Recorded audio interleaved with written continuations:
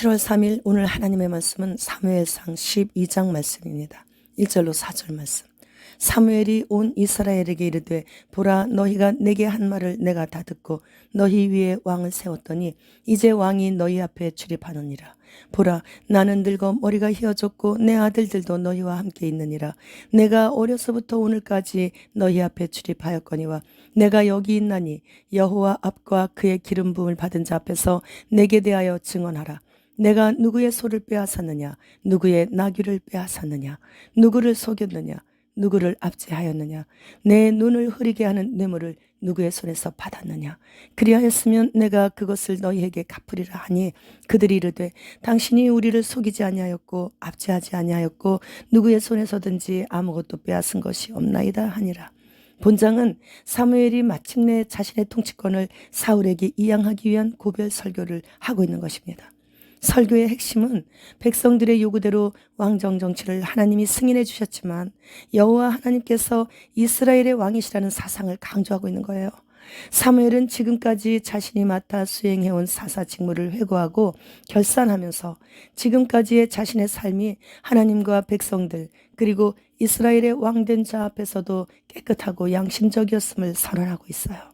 그는 백성의 것들을 빼앗거나 압제하지 않았고 뇌물을 받고 눈 감아준 일도 없었다고 하면서 사심없이 사울 왕을 세우신 하나님 앞에서 오랫동안 통치해왔던 모든 권력을 다 넘겨주었습니다. 사람은 원래 권력을 잡으면 그 권력을 더 오래 지속하려고 수단 방법을 가리지 않고 불법과 부정부패, 재물 축적, 강제 탈취 등 온갖 악행을 저지르게 되는 것을 우리는 현재 실제로 목격하고 있습니다. 사무엘은 타락한 이스라엘을 영적으로 부흥시켰고 군사적으로나 정치적으로도 탁월한 지도력을 발휘하고 막강한 힘과 권력을 가진 제사장과 예언자이면서 왕적인 사사였지만 하나님과 백성들 앞에 깨끗하고 모범적인 삶을 살아왔었어요. 사무엘이야말로 정치나 종교뿐만 아니라 모든 분야의 지도자들이 한결같이 본받아야 할 가장 이상적이고 모범적인 인물이었죠. 사무엘은 설교 중에 자신의 결백함을 고백한 다음 백성들의 불신앙을 책망하고 경고와 권면을 하면서 설교를 마무리했습니다. 내용은 우상 숭배하지 말고 오직 하나님만 바라봐야 한다는 것을 가장 강하게 경고한 것이에요.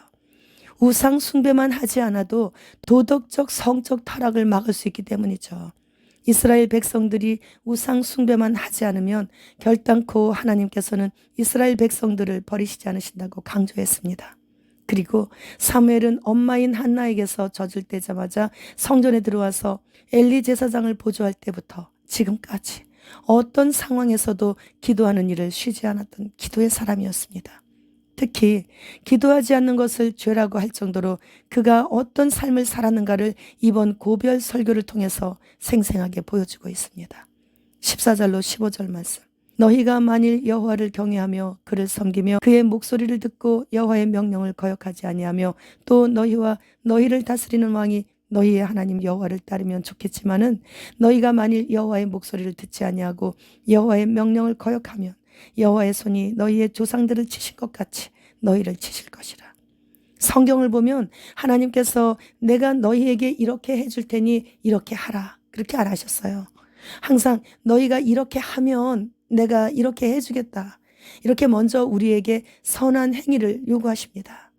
우리는 은혜로 구원을 받고 믿음으로 상급을 얻습니다. 그러나 행위 없는 구원은 결코 없습니다. 은혜를 받으면 행위로 자연스럽게 보답하게 되어 있습니다. 이스라엘 백성들의 행위에 따라 각기 복과 징계를 내리시기 때문이죠.